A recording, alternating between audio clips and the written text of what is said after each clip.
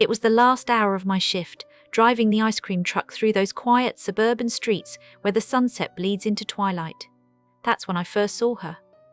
Standing at the edge of a deserted playground, a tall, gaunt woman with hair like tangled weeds. She wasn't looking at me exactly, but at the cheerful cartoon clown painted on the side of my truck. From my window, I could just barely hear it, a thin, off-key lullaby she was humming to herself.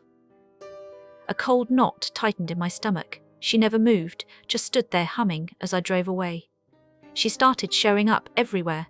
A few days later, I'd see her at the end of a long driveway. The next day, reflected in the window of a corner store. She always kept her distance, her pale face a blank mask, and that broken lullaby always drifted on the air. One evening, I glanced in my side mirror and gasped. She was right behind the truck, so close I could see her vacant eyes fixed on the smiling clown.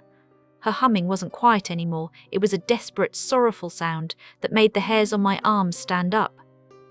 I slammed on the gas, leaving her standing alone. My last stop was a dead-end street, a quiet little cul-de-sac. As I handed a popsicle to my final customer, a little boy, my blood ran cold.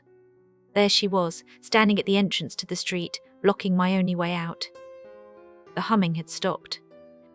For the first time, she moved toward me, her steps slow and deliberate. Her gaze wasn't on the clown anymore, it was on me.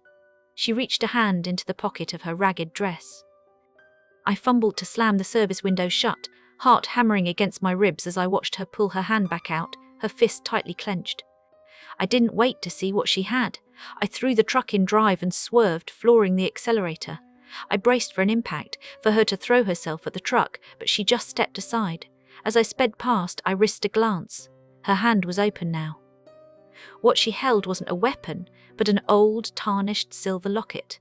It was flipped open, and in the moonlight I saw the faded photo inside, a smiling little girl, proudly holding an ice cream, standing right beside my truck. The woman's lips moved, and even over the engine I imagined her whisper, "He was supposed to bring her back." If you like scary stories, follow for more.